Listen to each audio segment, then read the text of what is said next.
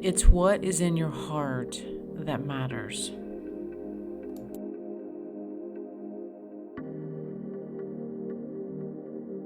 This is Tracy with Tracy Talks, a podcast about life, looking at life from a new perspective to gain wisdom and understanding in hopes to know yourself more.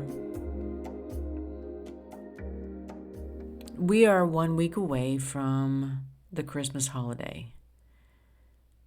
So much of this time is focused on families, getting together, spending time with loved ones. I think it's worth noting that not everyone has the family they want.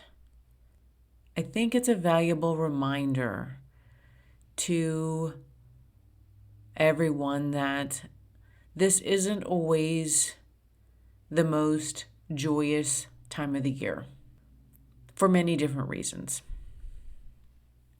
There are a lot of people that have complicated situations. There are estrangements, there are divorces, there are many different ways people are separated. And there are times when situations are complicated. There are times when it seems like we don't have the words to say what we really want to say. And even if we find the words to say what we want to say, the person doesn't always receive them in the ways that we hope. I've heard a lot of talk about love languages within a partnership, an intimate partnership. There have been discussions about how couples can come together and learn each other's love language. I really think that needs to be expanded into other types of relationships, especially parent-child, mother-child. We as parents often give unconditional love in the best ways that we know how. That doesn't mean that the child receives the love, appreciates the love, can feel the love. When you look at an intimate partnership, typically between two people that are perceived as equals, it's a joint endeavor, a joint partnership between equals. The parent-child dynamic isn't necessarily one designed on equality.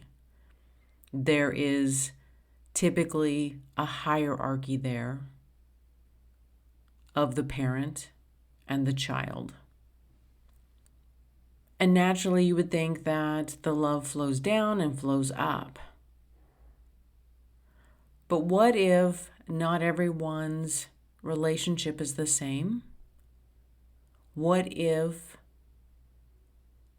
love doesn't transfer and isn't interpreted and felt and absorbed as we would think it should be? It's just a natural belief that if a parent gives love, the child is going to feel it, receive it in, and then give it back. I don't think that is the case for every relationship, every parent-child relationship. And while there are enormous amounts of people that have the dynamic that they want at home, they have the family, they have the relationships intact, and they find this time to be joyous, there are probably an equal number of people who don't. who don't find this time to be joyous. I think it's just a good reminder. Some people have empty spaces at the table. They don't have Secret Santa. They don't have gift exchanges. They count the days for this time to be over. They find ways to distract them. And as we set out on our daily life, I think it's always good just to keep this in mind.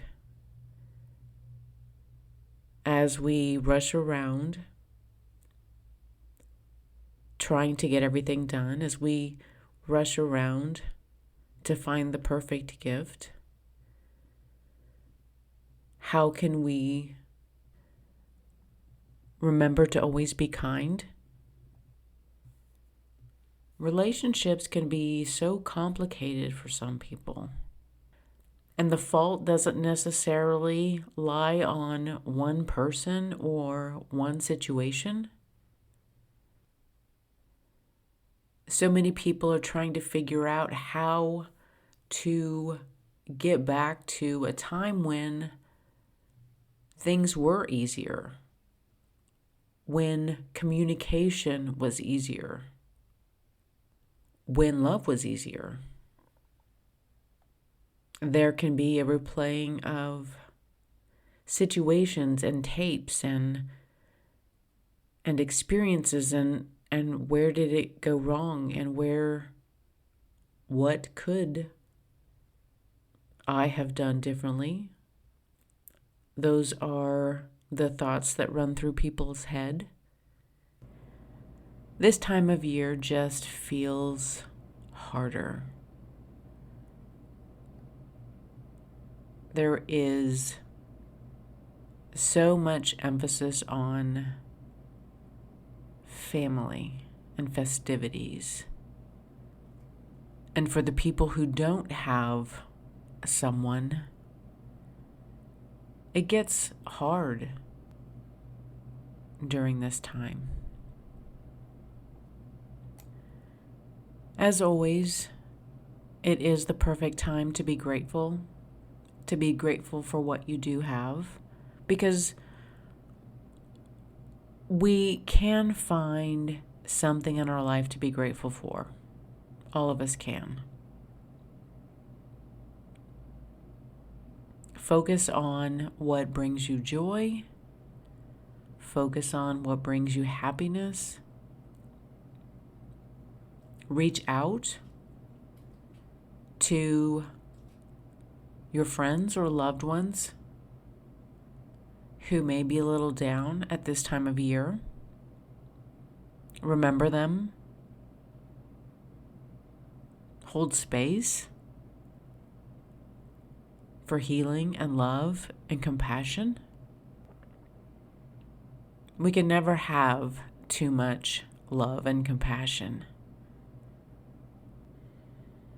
I think that's what needs to be at the top of everyone's Christmas list. More love. How can we give and receive more love? Thank you for listening to this podcast of Tracy Talks. Please like and share with others who would enjoy listening to this podcast. And until next time, we meet again.